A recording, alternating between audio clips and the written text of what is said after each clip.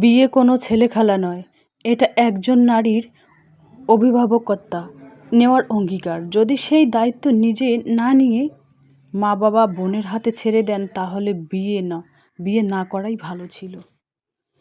জানেন তো, কথা না বোঝার স্বামীর কাছে ব্যথা প্রকাশ করার মূল্যহীন।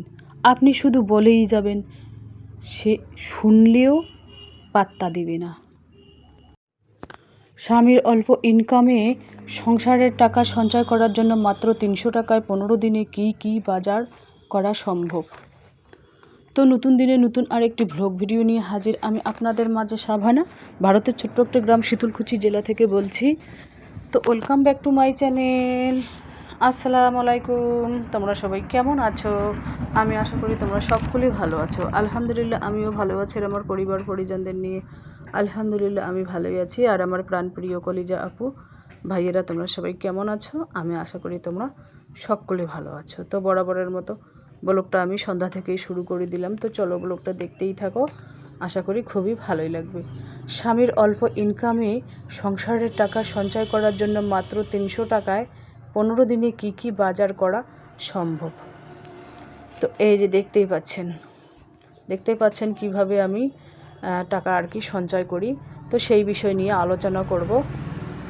দেখুন, আমরা যেহেতু গ্রামের গরিব মধ্যবিত্ত ঘরের পরিবারে বাস করি, তো সেই জন্য আমাদের হিসাব করাটা সব থেকে জরুরি, হিসাব করে খরচ করাটা সব থেকে জরুরি।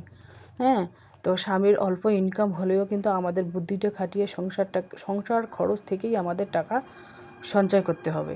মাত্র ৩০০ টাকায় ১৫ দিনের কি বাজার করা সম্ভব সেটাও তোমাদের বলছি।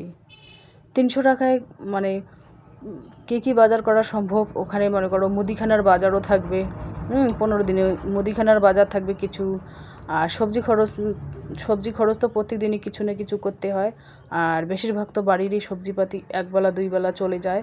বাজার খরচ বেশি না করলেও হয়, যেহেতু আমরা গ্রামের। বাজার খরচ যদি সপ্তাহে 2 দিন নাও করি তবু কিন্তু চালিয়ে দেওয়া যায়।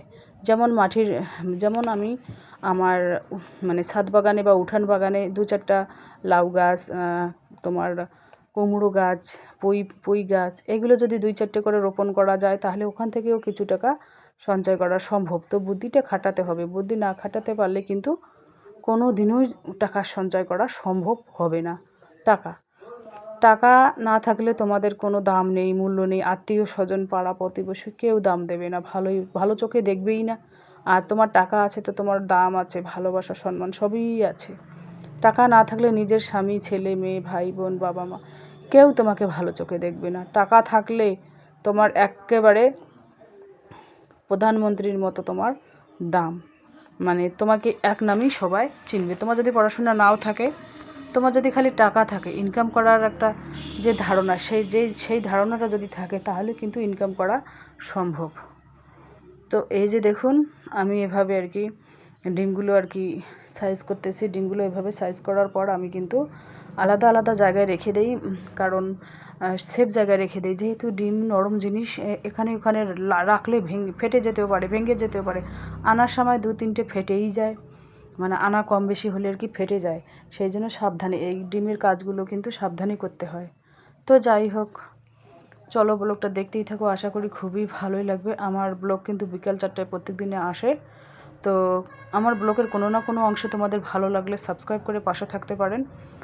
তো এই যে দেখুন, মাটির ব্যাংকে কিন্তু আমি ওই যে কয়েনগুলো আছে 5 টাকা 10 টাকা কয়েনগুলো, সেইগুলো ফেলি।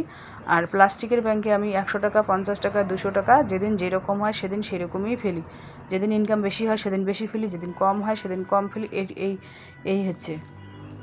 তো যাই হোক, এভাবে আর কি আমি করতেছি, ডিমগুলো সাইজ করতেছি। যাই হোক, এই কার্টুনের মধ্যে ডিম রাখলে কিন্তু ফাটার কোনো সম্ভাবনা থাকে না। আমি বেশিরভাগ এই কার্টুনের মধ্যে ডিম রাখি। কার্টুনের মধ্যে ডিম রেখে উপরে ওই সাদা পাতা 2-4টে দিয়ে রাখলাম, বাস 4-5 দিন। এখন তো বেশি গরম পড়েনি, এক সপ্তাহ 10 দিন আরামসে ডিম রাখা যায়। একটা মুরগি যখন ডিম পাড়ে তখন কিন্তু আমরা 15 দিন ডিমটা জমিয়ে তারপর বসিয়ে দিই।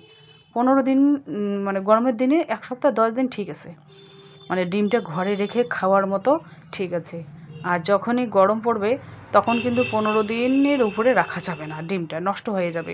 এই হচ্ছে ইয়ে। তো যাই হোক, চলো ব্লগটা দেখতেই থাকো, আশা করি খুবই ভালোই লাগবে।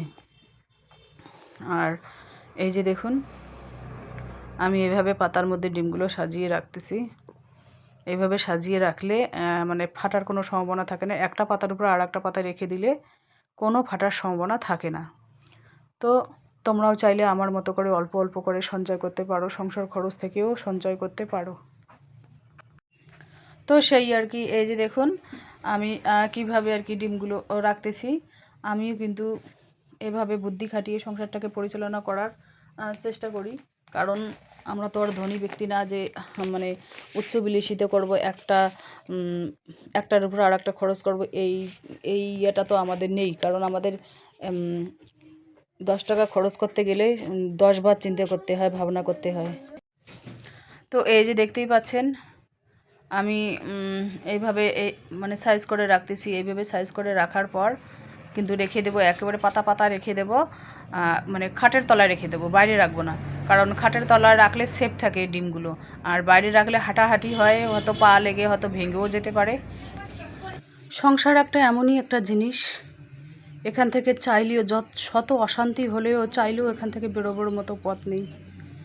কিন্তু শত শত নারী এই নিয়েই মানিয়ে গুছিয়ে চলতেছে। কারণ মানিয়ে গুছিয়ে নিতে পারলে তুমি ভালো, না হলে তোমার চোখ কান নাক মুখ সব বন্ধ রাখতে পারবে, তাহলেই সংসার করে তুমি শান্তি পাবে, মজা পাবে। আর যদি চোখ কান নাক মুখ খোলা রাখো, বা দশটা কথা একজনে বললো, তুমি একটা উত্তর দিলে, তাহলে কিন্তু অশান্তির কলস লেগে গেল সংসারে। সংসারের হলো এইটাই পরিস্থিতি, হয় মানিয়ে নাও, না হলে মেনে নাও, না হলে যেটা হচ্ছে সেটা হতে দাও, তাহলে তুমি ভালো ভালো বৌমা, ভালো বউ, ভালো ওয়াইফ, ভালো মা, ভালো শাশুড়ি, এরকম। তো যাই হোক, সংসার করতে গেলে ঝগড়াঝাঁটি, অভাব অনটন তো লেগেই থাকবে।